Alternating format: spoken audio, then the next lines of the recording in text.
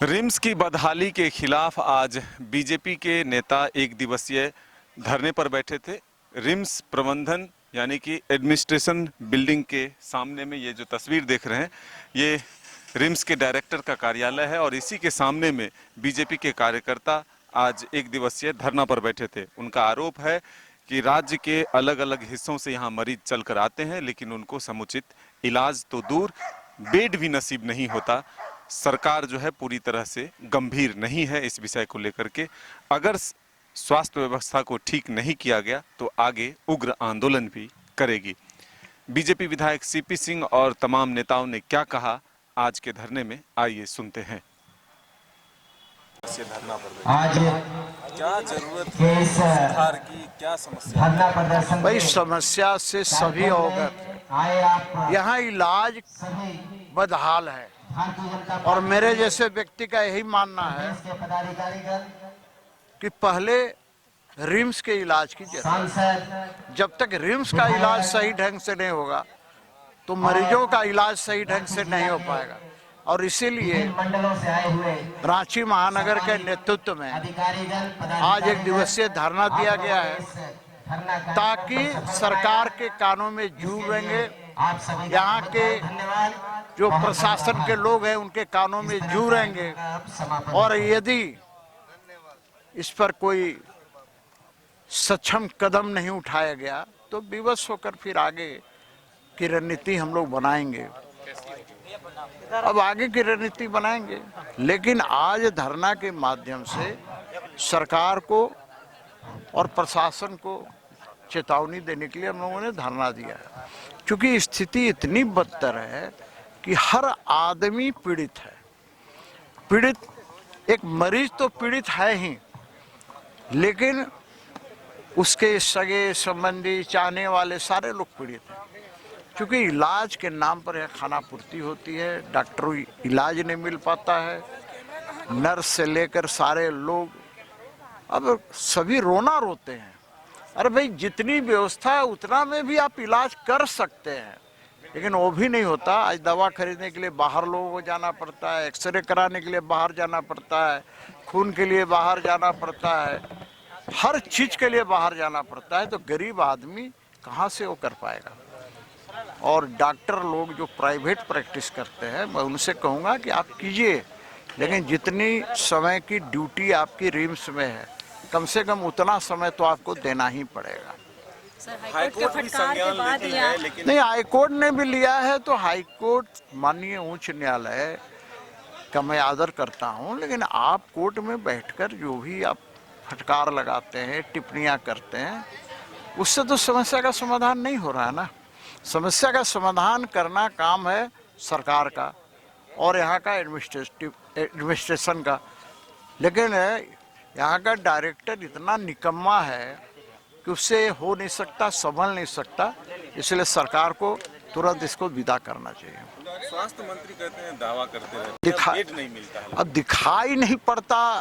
अब सवाल यह है कि भाई उनका आंख बहुत मजबूत आंख है, दूसरे सबका आंख कमजोर है, दिखाई नहीं पड़ता। तो भाई ऐसा है ना, मैं चैलेंज करता हूँ कि भाई शर्त लगा लें और वही कोई आदमी दें और उसका हम लोग इलाज के लिए देखते हैं कि किस प्रकार वहाँ व्यवस्था होती है, तो समझ में आ जाएगा। लेकिन खैर इससे कोई फ़ायदा नहीं है। स्वास्थ्य मंत्री हमारे छोटे भाई की तरह है, मैं इतना ही कहूँगा, लगा हुआ है, किसी काम में लगे रहने देना चाहिए। एक दिन का धरना से कोई फायदा होगा सर?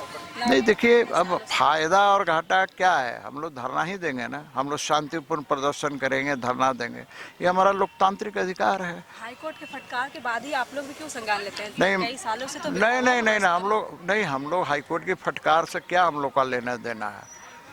हम लोकतांत्रिक दल हैं, हम लोकतांत्रिक पार्टी हैं, हम अपना काम करते हैं।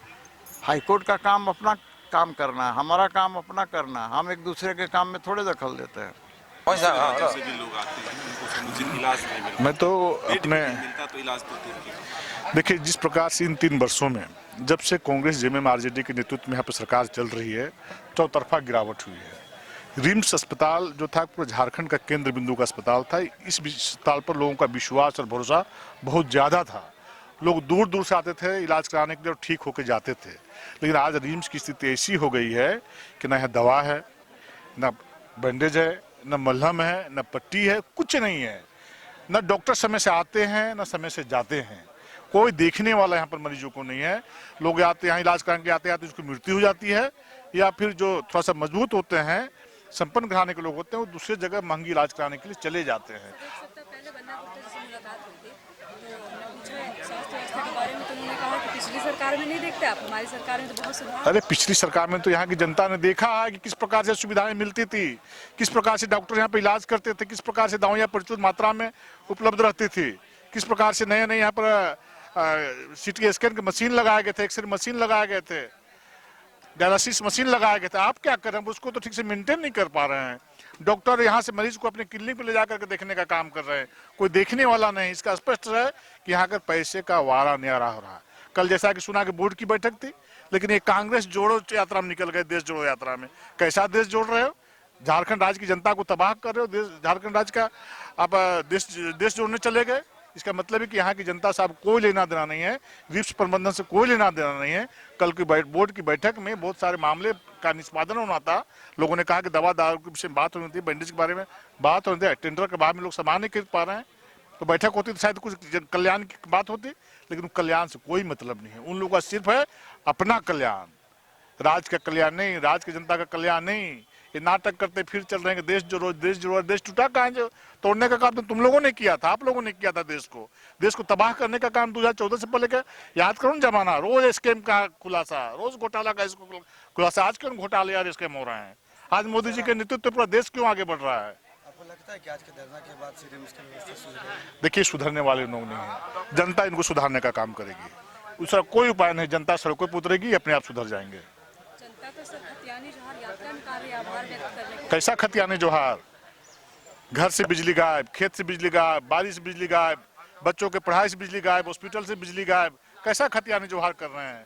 यही धोखा दे करके तो सरकार इन लोगों ने बनाया कि युवाओं को भत्ता देंगे। युवा पूछेंगे जिला में जाकर के, मेरा भत्ता का क्या हुआ, मेरा 5 लाख नौकरी कहाँ गया, मेरा बेरोजगारी भत्ता कहाँ गया, किसानों का ऋण माफ कहाँ हुआ, किसानों को 100 यूनिट बिजली मुफ्त देने का वादा कहाँ गया, 4 कमरे का मकान कहाँ गया? पूछेंगे खतियानी जोहार में। ये झूठ बोलने वाले, ठगने वाले लोग हैं, समाचार पत्र में बयान देकर के सत्ता चलाने वाले लोग हैं। सरकार कहती है कि हम जब काम करना चाहते तो बीजेपी जो है काम करने नहीं देती। ना उससे कदम और बोलो। इनको केंद्र सरकार रोकती है, केंद्र सरकार नहीं करने देती है। जिसमें इच्छा शक्ति रहती है, जिसमें जनता का सेवा करने का जज्बा रहता है, उसे दुनिया की कोई ताकत नहीं रोक सकती है। जो मुख्यमंत्री अपने नाम से खनन पट्टा का लीज ले, जो मुख्यमंत्री अपनी पत्नी के नाम से जमीन का आवंटन कराने का काम करे, जो मुख्यमंत्री अपने भाई के नाम से खनन पट्टा का लीज कराने का काम करे, अपने आप सचिव के नाम से लीज कराने का काम करे, वो देश के राज्य की जनता के बारे में क्या चिंता करेगा? इसलिए ये अपने आप से रुकते हैं, चूंकि स्वार्थ का गठबंधन है और आपसी लेन देन का गठबंधन है। इसलिए झारखंड की जनता आज तबाह है। झारखंड की जनता समय आने पर मुंहतोड़ जवाब देने का काम करेंगे इसी स्वार्थी गठबंधन के लोगों को। दर्द होना चाहिए कि हाँ भाई वो मरीज लेटा हुआ है, उसको दवा की जरूरत है, समय पर इलाज की जरूरत है, समय पर उसको जांच की जरूरत है, उसके पास कुछ व्यवस्था होनी चाहिए। जमीन में छोड़ दिए, भगवान जी बचा लिए तो बचा लिए, मर गए तो फिर तो शमशान घाट ही है।